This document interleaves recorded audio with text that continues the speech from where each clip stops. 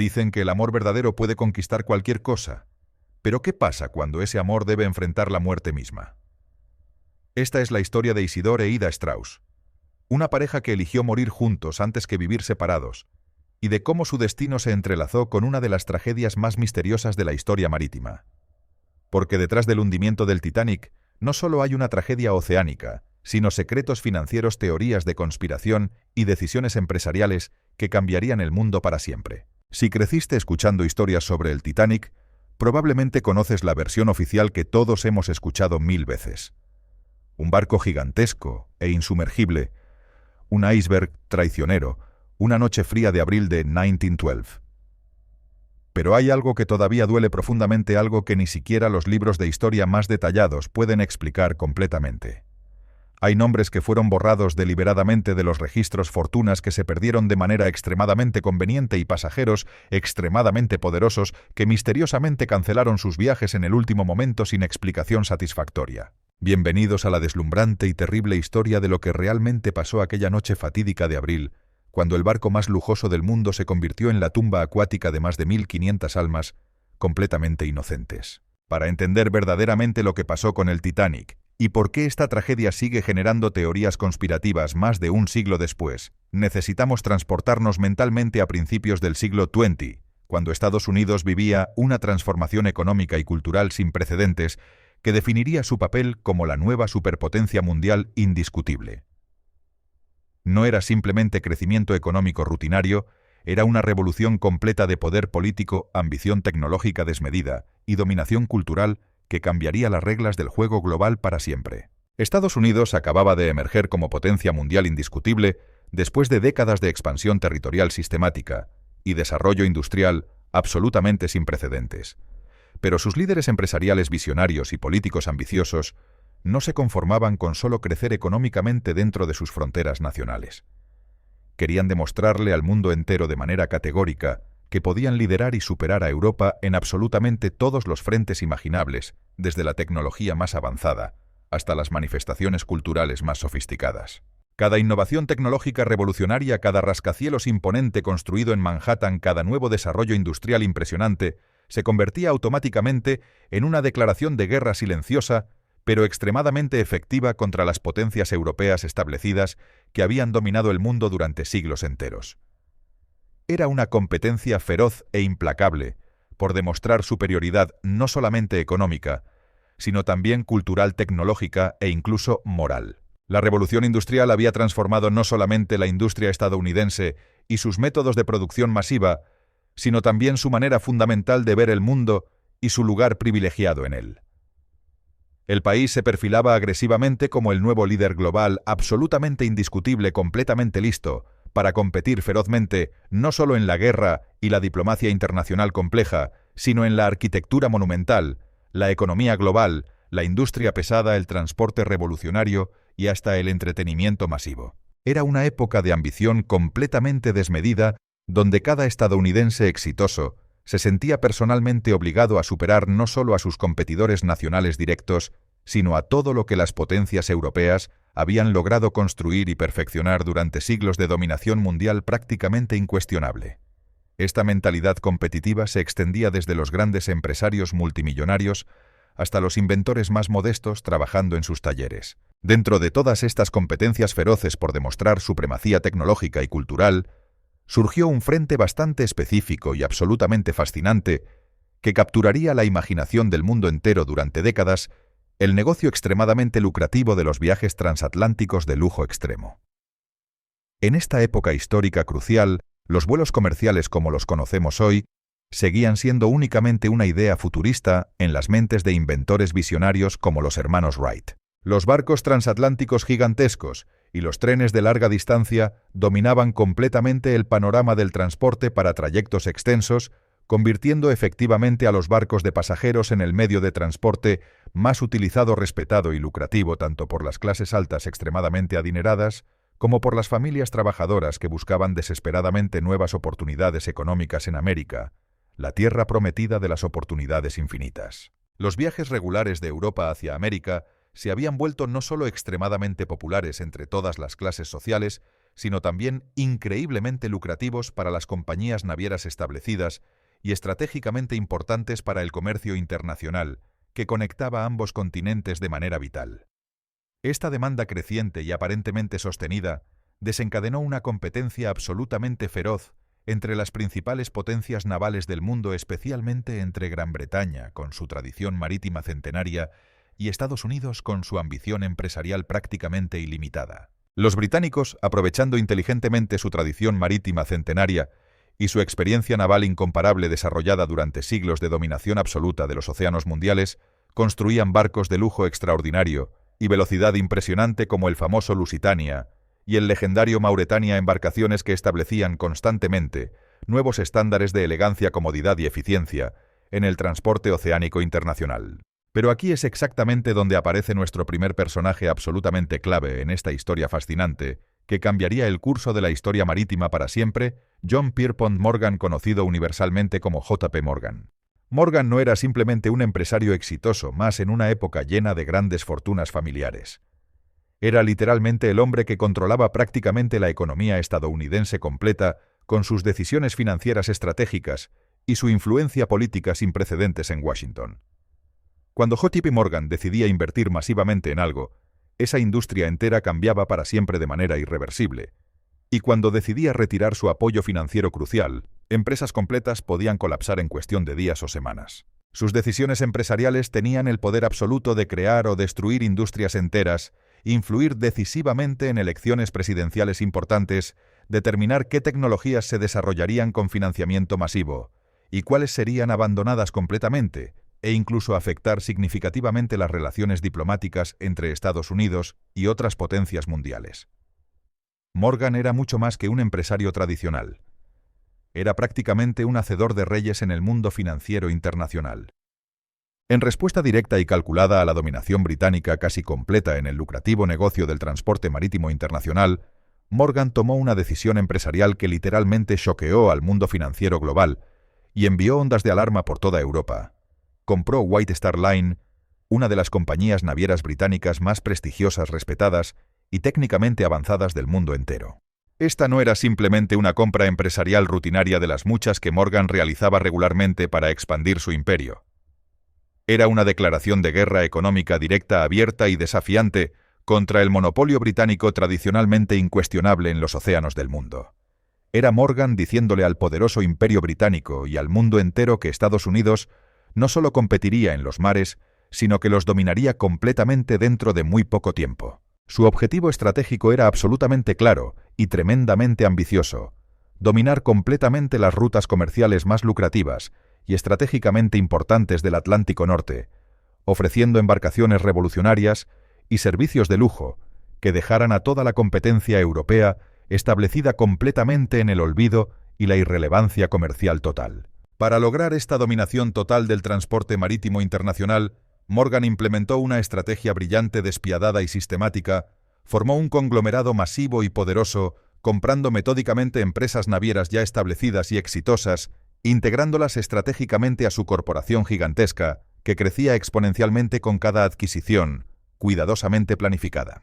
Su plan maestro era permitir que cada compañía adquirida conservara cierto grado de autonomía operativa y su identidad comercial reconocida, pero asegurándose meticulosamente de que todas las decisiones financieras cruciales, las inversiones tecnológicas importantes y la planificación estratégica a largo plazo pasaran exclusivamente por él y su equipo selecto de expertos financieros de confianza absoluta. De esta ambición empresarial absolutamente desmedida y esta visión de dominación total del transporte marítimo mundial, nacieron 3 barcos revolucionarios que cambiarían la historia del transporte oceánico para siempre: el Olympic, el Titanic y el Britannic.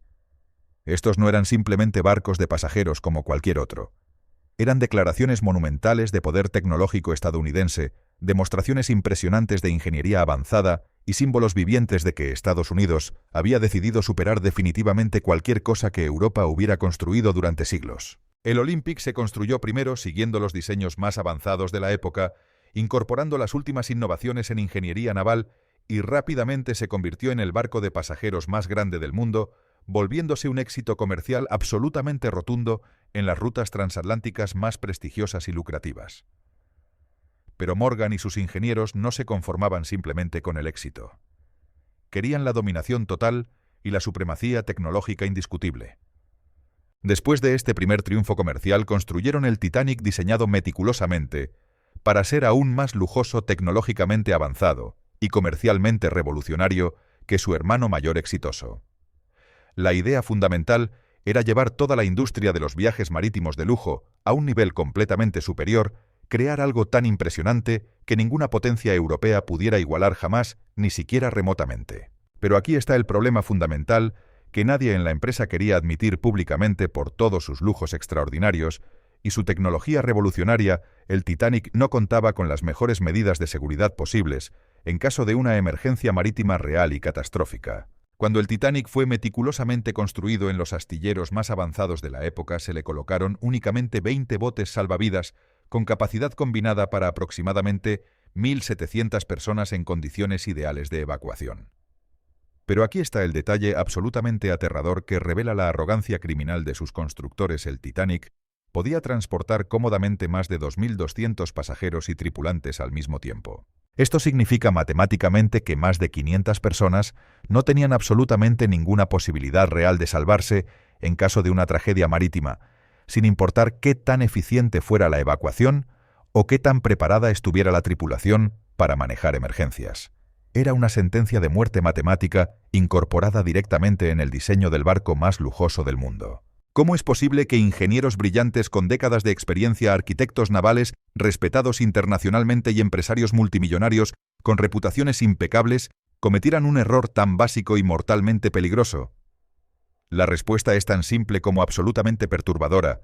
Como el Titanic estaba diseñado supuestamente para no hundirse jamás bajo ninguna circunstancia imaginable, los botes salvavidas se consideraban simplemente una formalidad legal irritante, algo que las regulaciones marítimas exigían, pero que nunca jamás se iba a utilizar en la realidad.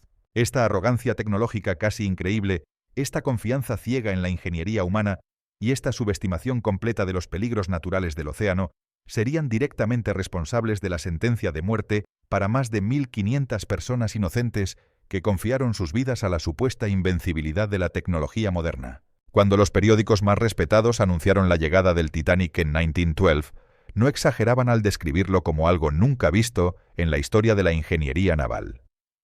Había sido construido con la mejor tecnología disponible de Harland & Wolff, empresa irlandesa especializada en buques revolucionarios. El Titanic era genuinamente una maravilla de ingeniería, con peso de más de 50.000 toneladas y mejoras que le permitían alcanzar 42 kilómetros por hora. Lo que generó confianza ciega era su sistema de compartimentos estancos. Tenía 16 compartimentos impermeables diseñados para evitar que el agua se propagara. La lógica parecía perfecta: si una parte se rompía, solo se llenaría esa sección. Los ingenieros creían que incluso si 5 compartimentos se inundaban, el Titanic seguiría flotando. Esta confianza técnica creó una sensación peligrosa de invencibilidad. Una vez terminado el Titanic, fue promocionado como la octava maravilla del mundo. Un boleto de primera clase costaba 870 libras, equivalente a más de $150.000 actuales. El 10 de abril de 1912 llegó el día esperado. Más de 2.000 afortunados se preparaban para el viaje más lujoso de sus vidas. Al mando estaba el capitán Edward John Smith, considerado el mejor marino de su generación.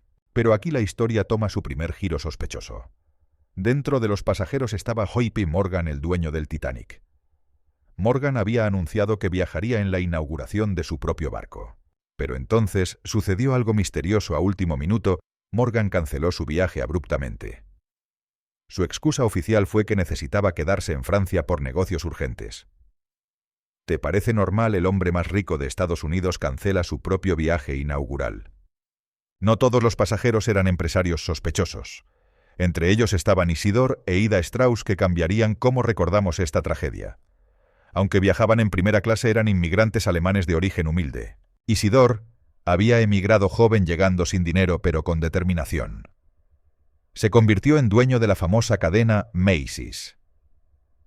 A los 23 años conoció a Ida, también inmigrante alemana. Se casaron y construyeron un imperio comercial y una familia de 7 hijos. Cuando el Titanic zarpó, llevaba personas de todas las clases sociales, pero no en las mismas condiciones. Primera clase élite social con camarotes enormes y servicios exclusivos. Segunda clase profesionales de clase media. Tercera clase trabajadores e inmigrantes aferrados al sueño americano. Los primeros 4 días fueron perfectos, pero el 14 de abril la zona se volvió peligrosa por un iceberg que había recorrido miles de kilómetros desde Groenlandia. Pesaba millones de toneladas y era 20 veces más grande que el Titanic. Contenía sedimentos oscuros haciéndolo invisible en la noche. Varios barcos enviaron avisos sobre icebergs, pero estos mensajes nunca llegaron al Titanic o fueron ignorados. Cuando los marineros se dieron cuenta del peligro, era demasiado tarde. Dieron el aviso «Iceberg a la vista». Los motores se detuvieron e intentaron invertir la marcha. Minutos después se escuchó un golpe definitivo. El iceberg abrió una grieta enorme y el agua comenzó filtrándose. El problema fatal: los compartimentos no estaban sellados en la parte superior. El ingeniero regresó con noticias alarmantes: 5 compartimentos estaban comprometidos, pero el Titanic solo podía flotar con máximo 4 inundados. El hundimiento era inevitable. Los botes salvavidas no eran suficientes. La evacuación se volvió caótica. Oficiales sin entrenamiento lanzaron botes con muy pocas personas. Familias se separaron traumáticamente. Entre el caos, Isidore Straus se negó a subir al bote salvavidas, queriendo dar su lugar a su esposa y más niños. Llegó el turno de Ida, pero le dijo a su esposo: «No me voy sin ti. Hemos vivido juntos más de 40 años, y si vamos a morir, moriremos juntos». Los minutos corrían implacablemente. Las personas resbalaban hacia el agua helada. El barco crujía terriblemente y las luces se apagaron. Había gritos desgarradores, madres calmando a sus hijos, el capitán hundiéndose con honor, violinistas tocando su última pieza. Los encontramos en su camarote abrazados como una sola alma. Entonces el Titanic se partió por la mitad, desvaneciéndose en el océano. El Carpathia rescató más de 700 sobrevivientes. Las investigaciones interrogaron más de 80 testigos, abordando la velocidad excesiva, advertencias ignoradas e insuficiencia de botes salvavidas. Estas investigaciones condujeron a teorías conspirativas intrigantes. Primera teoría. El hundimiento fue deliberado para eliminar pasajeros ricos opuestos a la creación de la Reserva Federal estadounidense. Morgan organizó todo para deshacerse de millonarios influyentes como Isidore Straus. Segunda teoría. White Star Line intercambió los nombres del Titanic y Olympic. Enviaron el Olympic dañado bajo nombre del Titanic para cobrar el seguro. Tercera teoría. En 1898, Morgan Robertson escribió «Futilidad o el naufragio del Titán», describiendo un barco inundible que impacta un iceberg con pocos botes salvavidas. Las similitudes son sorprendentes. El cuerpo de Isidore fue encontrado y sepultado. El de Ida nunca se encontró. En su mausoleo hay una inscripción: «Ninguna cantidad de agua se extinguirá el amor, ni los ríos podrán ahogarlo». Manhattan cambió el nombre del parque donde vivían a Straus Park. Después de la tragedia se hicieron mejoras significativas en seguridad marítima. La historia del Titanic es sobre arrogancia humana, división social, amor verdadero y misterios sin resolver. Isidore e Ida nos enseñaron que el amor verdadero trasciende la muerte. Y ahora me gustaría saber qué piensas sobre estas teorías fascinantes. ¿Crees que el Titanic se hundió simplemente por el iceberg o por algo mucho más complicado? Si te gustó esta historia increíble y quieres conocer más secretos ocultos de celebridades que han sido sepultadas por el tiempo, no olvides suscribirte a Celebridades Olvidadas para más contenido fascinante. Te leo en los comentarios.